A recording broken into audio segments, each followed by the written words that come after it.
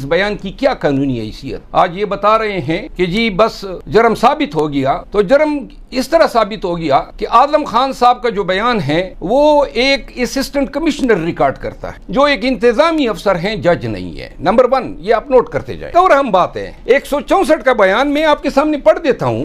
164 کے بیان کے لیے ضروری ہے کہ اگر ایک شخص کسی شخص کو مورد الزام ٹھہرا رہا ہے تو اس شخص کو بلایا جائے گا اور اس کا وکیل اس شخص پہ جرا کرے گا۔ تو چیئرمین پی ٹی آئی کی کس وکیل کو بلایا گیا کہ آئیں جی اور جرا کریں؟ میں 164 سب سیکشن 2 آپ کے سامنے پڑھتا ہوں۔ تو نہیں، یہ بیان 164 کے زمرے میں فال کرتا ہے۔ انہوں نے اسسٹنٹ کمشنر سے ایک تحریر جو ہیں وہ دستخط کرا کہ اب پاکستانی عوام کو بے وقوف بنانے کی کوشش کر رہے ہیں۔ یہ اس کیس کی پوری لیگل اناٹمی ہے جو میں نے آپ کے سامنے پیش۔ میں ایک شخص اغوا ہونے کے 33 دن بعد برآمد ہوتا ہے اور حکومت وقت اس کے بیان پہ فخر کے ساتھ جو ہے میڈیا پہ نمودار ہو کے ہمیں مورد الزام ٹھہرا رہی۔ قانون کہاں ہے؟ رول آف لا کہاں ہے؟ آپ نے ایک بندے کو اغوا کیا جو گریڈ 22 کا آفیسر ہے، اگر اس نے بیان دینا تھا میرے خلاف تو 33 دن تک آپ نے انتظار کیوں کیا؟ قانون یہ کہتا ہے کہ جتنی جلدی کوئی بیان ہوگا اتنی اس کی اہمیت ہے۔ پھر دوسری بات، آپ نے عدالت عالیہ اسلام آباد ہائی کورٹ میں غلط بیانی کی، کیا وضاحت دے سکتے ہیں؟ تیسری بات، اعظم خان آپ کے پاس آیا کہاں سے؟ یہ تو بتانا پڑے گا آپ کو، عدالت میں بھی بتانا پڑے گا، اور اگر کمیشن بھی بنتی ہے تو بتانا پڑے گا۔ اور اگر وقت گزرنے کے بعد یا کمیشن کے سامنے اعظم خان نے یہ کہہ دیا کہ جی مجھے تو انہوں نے اغوا کیا تھا، تو آپ کہاں پہ کھڑے ہوں گے؟ سائفر کا ایشو جو ہے اب دوبارہ انہوں نے حکومت وقت نے زندہ کر دیا ہے، اور اس سے پہلے آپ سب کو علم ہے کہ جب سپریم کورٹ آف پاکستان میں مقدمہ پینڈنگ تھا تو وہاں اس وقت اٹارنی جنرل آف پاکستان نے سائفر کا کوئی ذکر نہیں کیا، اور اس کی وجہ یہ تھی کہ سائفر کا ذکر اگر ہوتا تو باجوہ صاحب اس میں امپلیکیٹ ہو رہے تھے، لہذا اس وقت انہوں نے خاموشی رکھی۔ یہاں آپ سب کو علم ہے کبھی سائفر جھوٹا ہو جاتا ہے، کبھی گم ہو جاتا ہے، الگ ترتیب انہوں نے بہت سارے بیانیے سائفر کے حوالے سے تبدیل کیے۔ دوسری بات یہ ہے کہ ابھی منسٹر انٹیریئر صاحب نے یہ جو سٹیٹمنٹ جاری کی ہے کہ جی یہ آفیشل سیکرٹ ایکٹ کی خلاف ورزی ہوئی ہے، کلاسیفائڈ ڈاکیومنٹ تھا جو ریلیز کیا گیا، کم از کم آج ان کے اس بیانیے سے یہ اظہار ہو رہا ہے کہ یہ سائفر کو درست یا جینوئن تسلیم کر رہے ہیں، پہلی بات۔ دوسری بات یہ ہے کہ سائفر جو ہے وہ کیبنٹ کے سامنے لایا گیا، کیبنٹ نے اس کو ڈی کلاسیفائی کیا، ڈی کلاسیفیکیشن کے بعد اس کی منٹس جو ہیں تحریر کی گئی۔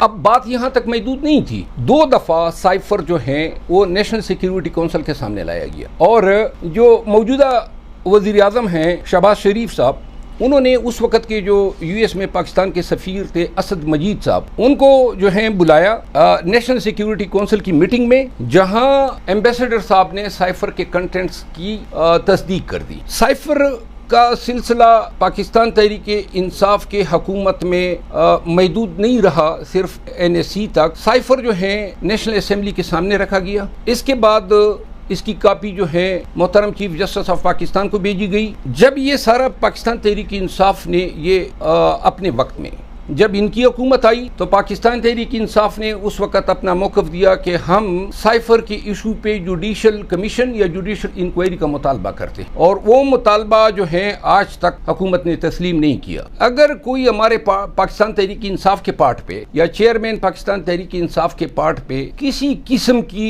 جرم کا ارتکاب ہوا ہوگا، یا کوئی ایلیگیلٹی ہے یا کوئی آفیشل سیکرٹ جو ہے وہ تشت بام کیا گیا ہے، تو جو بھی سپریم کورٹ آف پاکستان کا ہانریبل جج جو ہیں یا ججز یا کسی بھی ہائی کورٹ کا جج یا جج صاحبان جو انکوائری کر رہے ہوں گے، ان کے سامنے تمام شواہد آ جاتے، اور اگر اتنے ہائی لیول پہ یہ انکوائری ہو جاتی تو حکومت وقت کے اس موقف کی بڑی تائید ہو جاتی کہ واقعی جو ان کا بیانیہ ہے وہ درست۔ گزارش یہ ہے کہ آج پاکستانی قوم کے سامنے دوبارہ یہ چیز رکھ دی گئی ہے کہ ڈونلڈ لو نے اس وقت کے سفیر کو یہ پیغام جو دیا تھا وہ اس وقت کے آرمی چیف کے لیے دیا تھا، جنرل باجوہ صاحب کے لیے، کہ جی آپ حکومت کو چلتا کر دیں۔ اب حکومت نے اس پہ یہ ایکشن لیا کہ امریکن یا یو ایس گورنمنٹ کا پاکستان کے اندرونی معاملات میں مداخلت کا کوئی حق نہیں ہے۔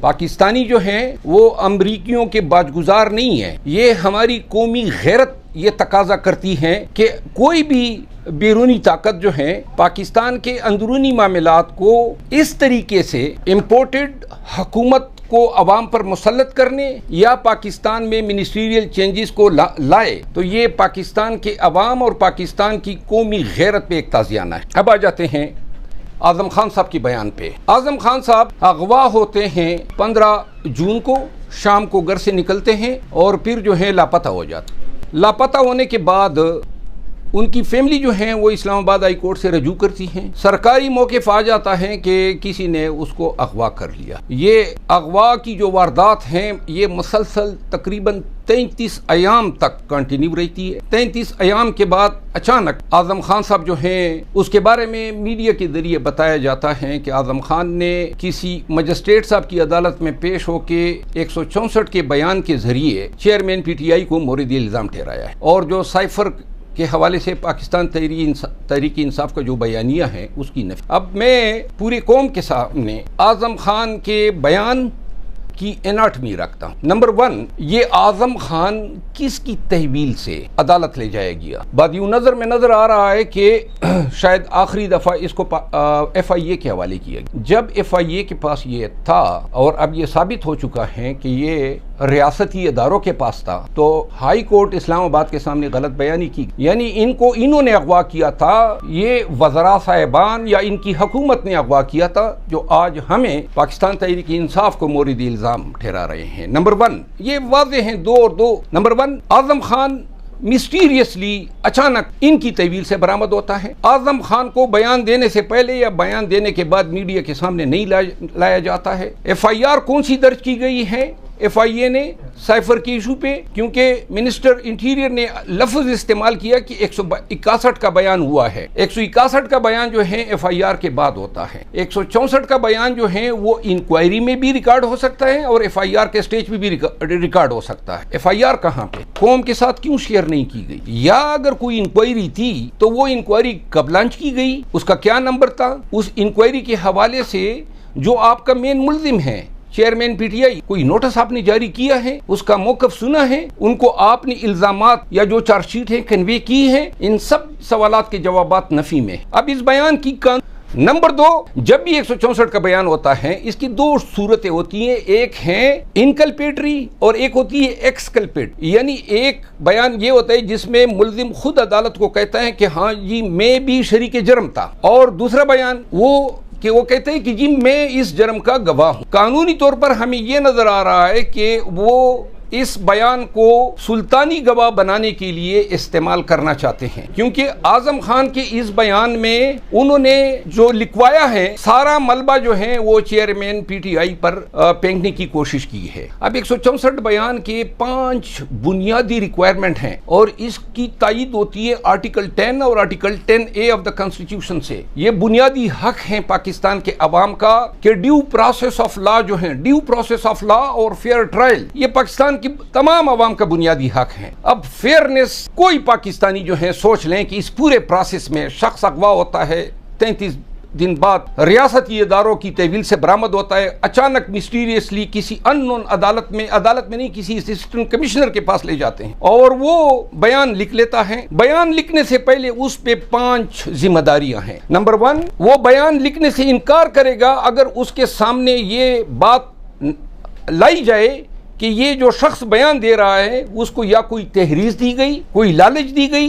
تھریٹ کیا گیا، ڈیورس کے تحت ہیں یا ٹارچر کیا گیا. اگر یہ ان میں سے ایک بھی چیز ہے تو کوئی بیان نہیں لکھا جائے گا. کیا اس اسسٹنٹ کمشنر کے لیے یہ مناسب تھا؟ پوری میڈیا کے ذریعے پورے پاکستان کو علم ہے کہ principal secretary to former prime minister جو گریڈ 22 کا افسر ہیں وہ اسلام آباد کے پوسٹ F6 سیکٹر سے اغوا ہوا ہے، اور ڈی ایم جی افسر ہیں جس نے یہ بیان قلم بند کیا ہے. اس کو علم نہیں ہے کہ یہ شخص مسنگ ہے. اس شخص کے حوالے سے اسلام آباد ہائی کورٹ میں ریٹ پینڈنگ ہے. انتظامیہ نے یہ بیان دیا ہوا ہے کہ یہ اغوا ہوا ہے. سب سے پہلا اس کا کام تھا کہ اسلام آباد ہائی کورٹ کو آگاہ کرتی کہ جی وہ جو गुमशुदा या अगवाशुदा शख्स है वो मिल गया। नंबर 2, जब ऐसे शख्स का बयान लिखा जाता है तो उस शख्स को अदालत ये पाबंद है कि उसको पुलिस के हवाले नहीं करेगी। अब सवाल ये पैदा होता है, किसी को पता है कि आजम खान साहब कहाँ हैं? अगर किसी को पता नहीं है तो इसका मतलब ये है कि ये दूसरी वाशगाफ मिसकंडक्ट का इर्तिकाब किया है उस असिस्टेंट कमिश्नर के पार्ट पे जिसने ये बयान कलमबंद। तीसरी बात, ये जो बयान